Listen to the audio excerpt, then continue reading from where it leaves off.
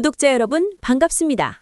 드라마 첫 번째 남자 38회는 거짓으로 쌓아올린 성벽에 균열이 가기 시작하며 찰륜으로 이어진 쌍둥이의 보이지 않는 끈이 화영의 목을 재어오는 기막힌 전개를 보여주었습니다. 지금부터 그 소름 돋는 순간들을 하나하나 짚어보겠습니다. 이번 회차의 시작은 아침 식사 자리에서 터져나온 설인의 날카로운 질문이었습니다. 설인은 전날 밤 화영이 분명히 스패너에 대해 말하는 것을 들었다며 다시 한번 언급했죠.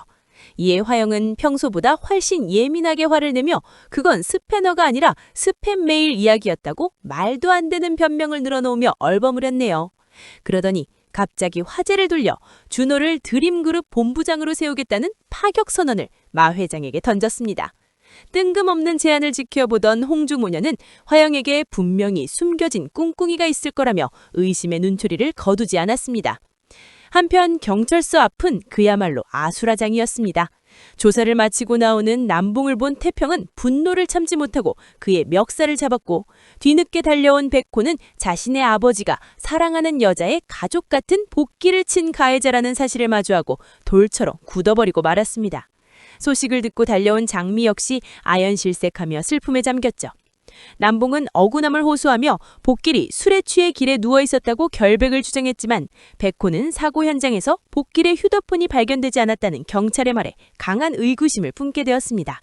마침 장미가 사고 직전 복길과 통화하다 갑자기 끊겼다는 결정적인 증언을 더하면서 백호는 이 사고 뒤에 누군가의 치밀한 조작이 있음을 직감하기 시작한 것 같네요. 병원에서는 복길이 생사의 갈림길에서 사투를 벌이고 있었습니다. 장미가 우열하며 아버지를 부르짖는 순간 다행히 복길의 호흡이 돌아오며 기적 같은 고비를 넘겼는데요.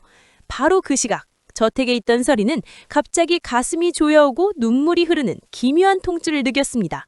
가족들에게 이 증상을 말하자 홍주는 쌍둥이끼리는 고통을 공유하는 공감 현상이 있다더라는 말을 툭 던졌죠. 그 순간 설인의 머릿속에는 자신과 똑같이 생겼다던 장미의 존재가 스쳐 지나갔지만 설인은 애써 고개를 저으며 그 불길한 생각을 털어내려 애쓰는 모습이었습니다. 하지만 화영의 범죄는 서서히 꼬리가 잡히고 있습니다.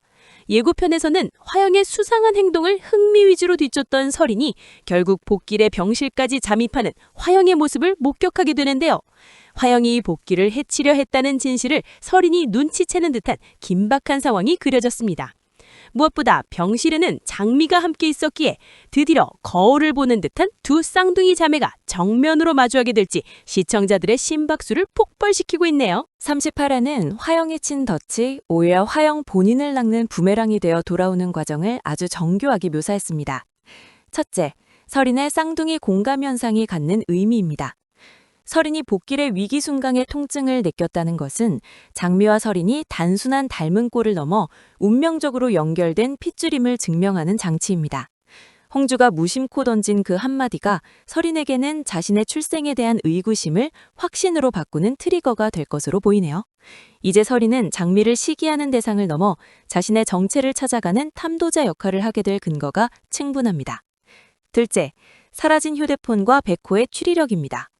화영과 강혁이 복길의 휴대폰을 수거한 것은 완벽한 범죄를 위한 것이었지만 오히려 휴대폰의 부재가 백호에게는 타살 혹은 조작의 증거가 되었습니다.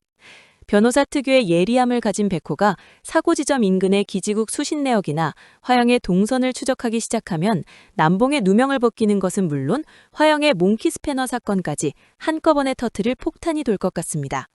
셋째, 화영의 무리한 준호 본부장 임명입니다. 화영이 서두르는 이유는 마 회장에게 불륜서진으로 약점을 잡힌 상황에서 자신의 유일한 핏줄인 준호를 방패막이로 세우려는 속셈입니다.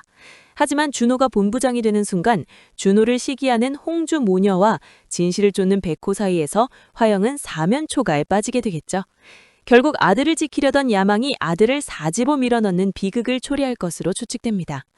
구독자 여러분, 오늘 38회는 정말 숨 쉴 틈 없는 전개의 연속이었습니다. 특히 스패너를 스팸 메일이라고 우기는 화영의 모습은 가련하기까지 했는데요. 과연 39회에서 장미와 설인이 병실 문 하나를 사이에 두고 마주쳤을 때 두 사람은 서로를 알아볼 수 있을까요?